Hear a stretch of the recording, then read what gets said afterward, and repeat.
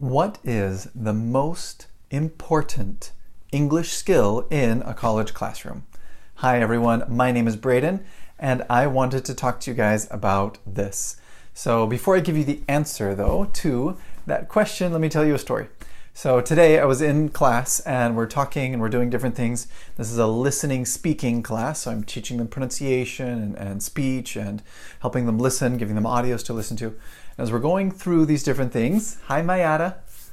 As we're going through these different things, I play an audio for my students to listen to, and it gets all the way done, and I'm like, okay, what do you think? And they're like, we don't know what's going on. I'm like, oh, why not?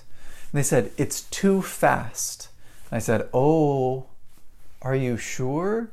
They're like, yeah, it's way too fast.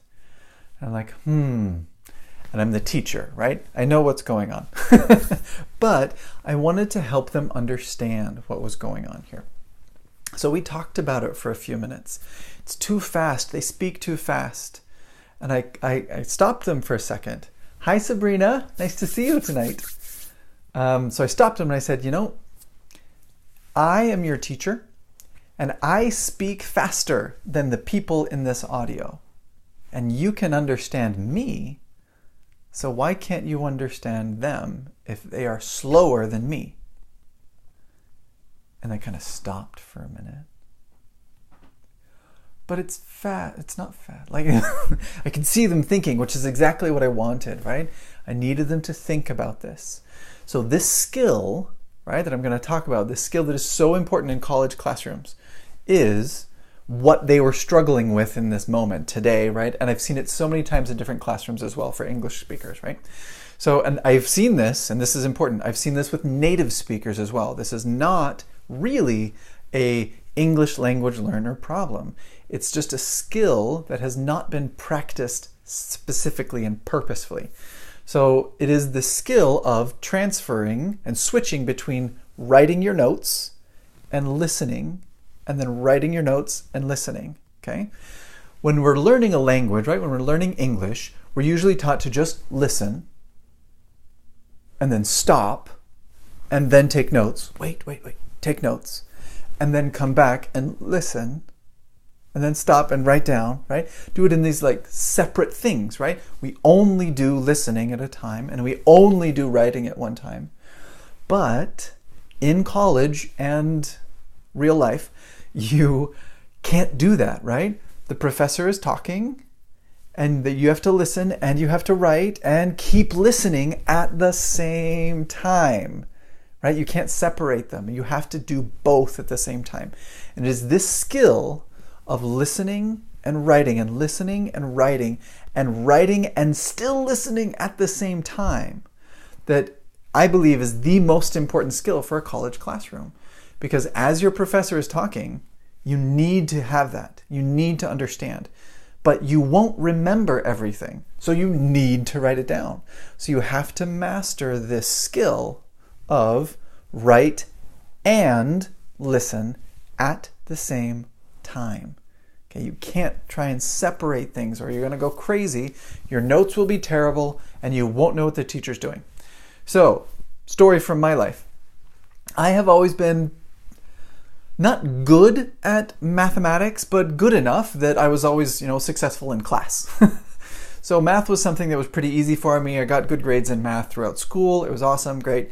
I got into college and I went to college algebra and everyone was telling me, you have to take notes, you have to take notes, you have to take notes, take notes, take notes. And I'm like, okay, alrighty, start taking notes. And so I started taking notes and I was writing down everything that my math teacher was saying, every single thing. I'm like, okay, drawing the pictures and the diagrams and the numbers and everything. Writing it all down. I'm like, okay, got it. And what I had on my paper was exactly what was up on the board. I'm like, sweet. What did he say? I had no idea what was going on. I could not understand. Hey, Joshua. I couldn't understand. Native speaker, right? Successful college student kind of person thing. At the time, right? This is quite a few years ago. But I couldn't do it. I was listening and seeing and writing, but I was not listening and taking notes at the same time. And since I was breaking this, right? I would listen and then ignore the teacher for a while, and then take my notes, and then come back, and then take my notes. And then, since I was doing it that way, I failed a lot. Hi, Lori. Nice to see you tonight. I just kept failing from this issue because I couldn't hear and keep listening while I was taking my notes. And being able to practice that is a big deal, and being able to do that is just key. If you can't do that, you cannot succeed in college. Done. You just have to be able to listen, keep listening, and take notes at the same time. So, kind of a tip for practicing that. In my classrooms, and in most classrooms that I've gone into, often what we do is we'll just play an audio, you listen to the audio, and each teacher asks, did you understand? Yes or no? We'll have some comprehension questions or something like that to test comprehensibility and to see what everybody's talking about. And it's not a great way to teach. I don't like teaching that way, but almost every book I've ever used is structured that way. So I often have to kind of create my own things. And the one that I've created or helped develop or whatever that helps the most, my students the most, is using YouTube. Use YouTube, but specific YouTubes, and using what are called TED Talks. So if you're familiar with those, keep using those. But you use them in a specific way. So you find a TED Talk on a topic that you like, something that's interesting, right? So if you're a dentist, you find dentist YouTube videos. Or if you're an engineer, find engineering YouTube videos. Or if you're a history person, find history YouTube videos. Something that you like, you're interested, you want to do. Okay, you get that, and you listen to it, and you take notes, and you practice it.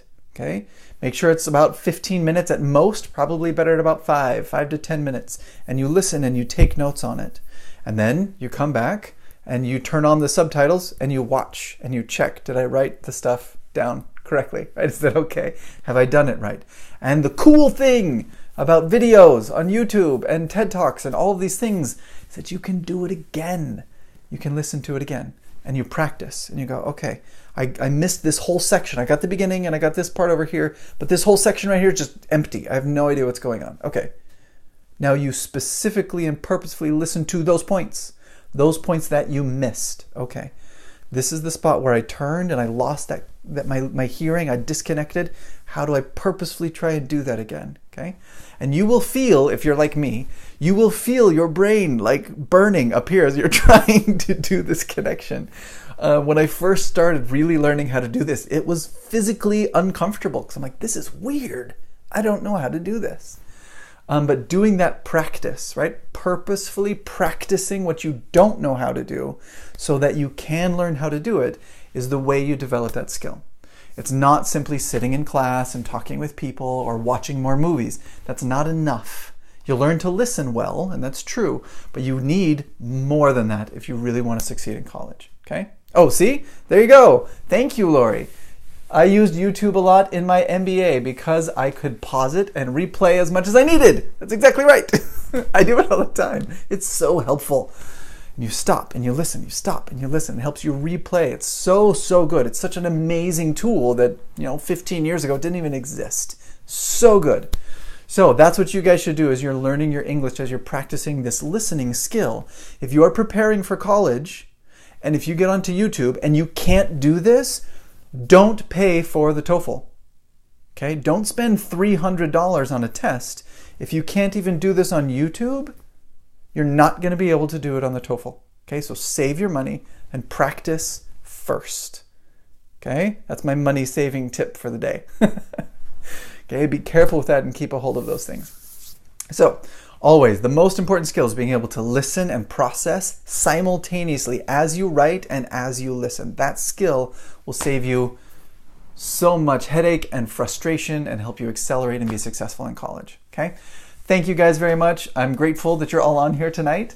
Have a wonderful day. If you like this, post comments underneath. If you have any questions about anything else, if you want to ask about speaking or pronunciation or listening or reading or writing, I do all of that stuff. I do a lot of that stuff. It'd be great fun to help you with those things. I look forward to hearing from you, and I will talk to you guys another day. Bye.